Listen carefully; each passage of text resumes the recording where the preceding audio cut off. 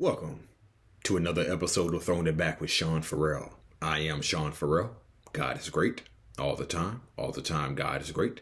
Hope everybody had a wonderful Thanksgiving with their family. Hope you enjoyed the football, the food, friends, family fun. And let's not waste no time. Let's get right to it. There's a belief around the NFL that Leonard Marshall, former Giants defensive end, ended Joe Montana, or pretty much put Joe Montana out for 91 and 1992. Okay. So here's what really happened. Okay. While Leonard Marshall did injure Joe Montana in that game, in the 1990 NFC Championship game, while Leonard Marshall did injure Joe Montana, that wasn't the reason why he sat out the whole 1991 season, okay? But before that, Montana had actually had elbow surgery in 1981 and 1989, okay? And he actually fractured his hand that same game when he got injured. Yeah, so Montana actually fractured his hand that same game in the NFC Championship game in 1990. So,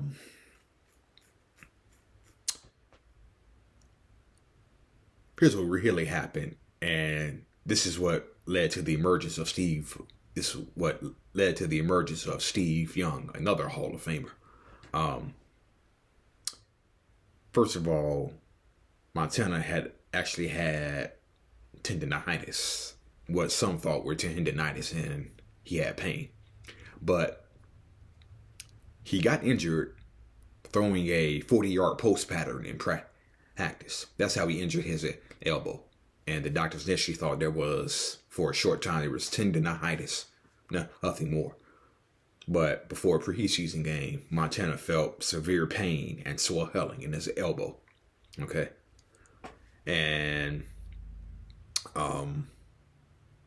that's when he found out that he had a different problem. It was the same elbow injury that ended that Terry Bradshaw had to have surgery on his last season in 1983. And Terry Bradshaw only played one game that whole year. The last game of the season. He actually threw a couple of touchdown passes that last game of the season. But, yeah, that was the same elbow injury that injured Terry Bradshaw's career. So Montana had surgery. Made the decision to have surgery. And he sat out the entire 1991 season. So, contrary to popular belief, Leonard Marshall did not end Joe Montana's career. Did not sit Joe Montana on the shelf for 2 years. You know, he injured his elbow in practice. Okay, so and that's what led to the emergence of Steve Young.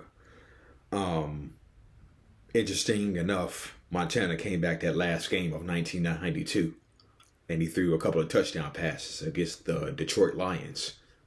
But the 49ers pretty much stuck with Steve Young, who was named MVP that year. And so Joe Montana never played against the Redskins in the playoffs, which the 49ers won. And of course, the 30-20 victory over my Dallas Cowboys. The 30-20 victory. The 30-20 victory, my Dallas Cowboys over the San Francisco 49ers. Can't believe I just said that. The 49ers are over the Cowboys. Anyway, that launched the Cowboys as a team of the 90s. And after that, they pretty much shipped Montana off to the Kansas City Chiefs after the season. And so, and of course, we all know Montana got revenge in 1994, beat his old team, San Francisco, and Kansas City. So yeah, Montana actually injured his elbow that pretty much put him on the shelf for 2 years. Okay, that's what they don't tell you. Okay, that's what they don't tell you. People just think Leonard Marshall injured him so bad that he was on the shelf for 2 years. Nah, injured his elbow in practice. That's what really led him to sit out for 2 years. Okay, so some losses for sports teams have a positive impact or they can have a negative impact. If a team loses a game 7 of the NBA Finals, that team has either one or two options. They can either get motivated and come back that next year, or they can just sink down below. Okay? I remember when the Pistons lost to the Lakers in the 88 Finals in Game 7. And the Pistons were very hungry. Isaiah Thomas was like, we don't even want to fool around with the 1988-89 season. We just want to go back to the finals. Okay? So, the Pistons were motivated by their Game 7 loss. And they ended up back-to-back champions, 89-90. Some losses in big games can deflate a team, and they can go the opposite direction. Take the Seattle Seahawks, for instance. Russell Wilson throws that goal line interception. That was pretty much it for Seattle. That was pretty much it for Seattle. I mean, they were still a force to be reckoned with, but that was pretty much it for Seattle. So Seattle went the opposite direction after that Super Bowl INT by Russell Wilson. So I say this because the Chicago Bulls, pre-Michael Jordan, okay? They came into the league in 1966, started playing in the 1966-67 season. And they made the playoffs that year. They went 33-47. No, 33-48. 33-48. And actually made the playoffs. Not many expansion teams can do that. This was not 1960, so, but still, make the playoffs your first season. That's pretty good. Now, check this out. In 1968, they went from winning 33 games to winning 29 games. But guess what? They still made the playoffs. The Chicago Bulls made the 1968 NBA playoffs with 29 wins. I kid you not. The Bulls made the playoffs with 29 wins in 1968. I kid you not. 29 wins in 1968 was enough to get you into the NBA playoffs. It was in the 1960s. But 29 wins, that was enough to get you into the playoffs.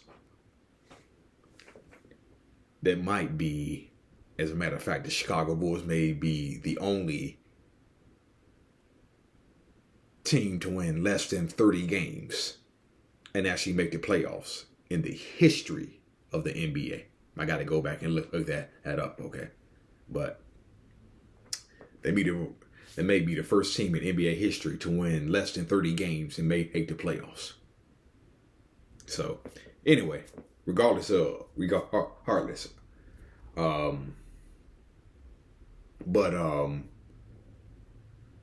kind of struggled 1969-70. Then it was around 1971 when they really started coming of age. I mean, they had 50-win seasons. Multiple 50-win seasons through 1975. pretty good team. And the Bulls were actually in the Western Conference in those early days of the franchise. They were in the Western Conference.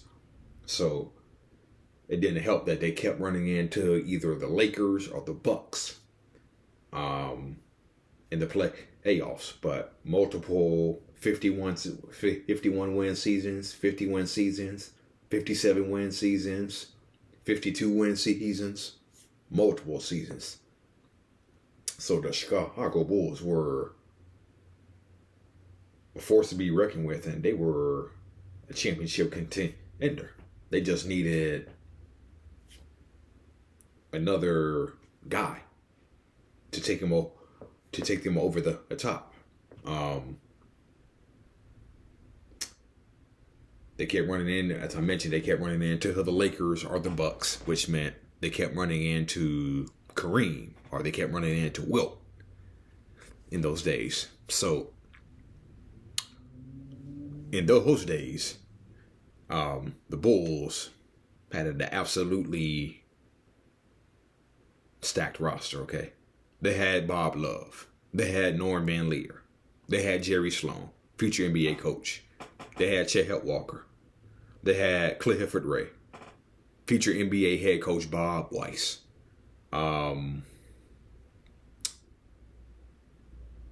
They had a guy by the name of Tom Bullwinkle.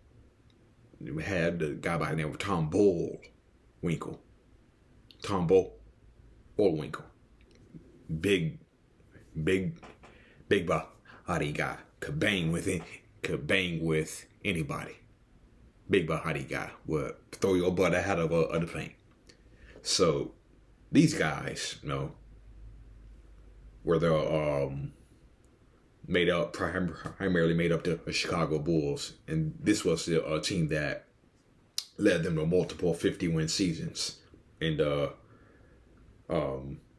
early to mid 70s, and before the 1975 season, they traded Clifford Ray to Golden State to acquire Nate Thurmond from the Golden State Warriors. So the Bulls traded Clifford Ray for Nate Thurmond before the 1975 season, okay? I believe the Bulls won 57 games that year. And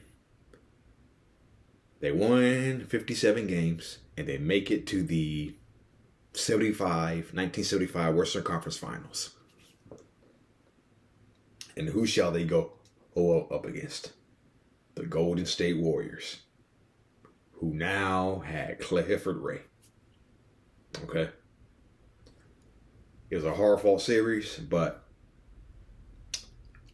Golden State prevailed in 7 games, okay? Golden State prevailed in 7 games. And so this is where I was talking about. Losses can either push a team in one direction, or they can push a team in the opposite direction. Okay? So they lose the 75 Western Conference Finals, okay, to go Golden State. They won 57 games the previous year. They won 57 games in 1975. They come back for 1976. I believe they only won 24 games that year. They went from winning 57 games in 1975 to winning 24 games the next year, 1976. So the 75 Western Conference Finals lost to the Warriors, to the team in the opposite direction in 76. They took about 10 steps back that year. Now, come 1977, they acquired Artis Gilmore in the ABA dispersal draft, okay? So they have Artis Gilmore. Still Van Lier's there. Jerry Sloan's there. I believe Nate Thurmond was still there. Bob Love, I believe, was still there. So Before Jerry Sloan took over the team, the Bulls had a head coach by the name of Ed Badger. I didn't even know this, okay? The Chicago Bulls were coached by a guy named Ed Badger, okay? Ed Badger is his name, okay? Coached the Bulls for 2 seasons, led them to a 44-38 record in 1977, turned it around, and they lost to Portland in the first round, 2-1. And they finished 40-42 in 1978. And that's when the slide began. That's pretty much when the slide began, okay? Okay, so this is between after the loss to the Warriors in the 75 Western Conference Finals. Between 1976 and 1987, okay? This is even after Michael Jordan got there, okay? This is even after Michael Jordan got there. They had a losing record in 76, 1978, 79, 80, 81, 82, 83, 84, 85, 86, 87. Okay? So that's 11 seasons. 10 of the next 11 seasons, they had a losing record with Michael Jordan. I know they were on the up and up, but after 1975, 10 of the next 11 seasons, the Bulls had a losing record. Okay. Now, they went 50. Now, I believe they went 47-35 in 1981. Made the playoffs. Got swept by Boston after eliminating New York 2-1. Got blown out by Boston in 4 straight. They went on to win the title that year. But 10 of the next 11 seasons, 6, 7, 8, 9, 80, 1, 2, 3, 4, 5, 6, 7. That's 12 seasons. My math is off. Yeah. So over the next 12 seasons after 1975, they had 2 winning seasons. In those 2 winning seasons, they made the playoffs. They actually made the playoffs in 85, 86, and 87. Michael Jordan had just got there, winning 38 games in 85, 30 games in 1986, and going 40-42 in 1987. Okay? So, unfortunately for the Michael Jordan's first 3 years, just like the Bulls of the early 70s, who kept running into the Milwaukee Bucks or Los Angeles Lakers or the Golden State Warriors. Unfortunately, Jordan, his first couple of years there, he ran into the Bucks, the Celtics, and the Pistons. Okay. And but obviously after 1987, everything just took off for the Chicago Bulls, and the rest is pretty much history. But yeah, some teams go forward after a loss, after a big loss, that can motivate them, or other teams can go backward. Okay, and the Chicago Bulls took several steps backwards after the 75 Western Conference Finals. Okay. But they got Michael Jordan. And like I said, rest is history. Rest is history. And it's kind of funny that nobody remembers the Bulls. It's kind of funny, right?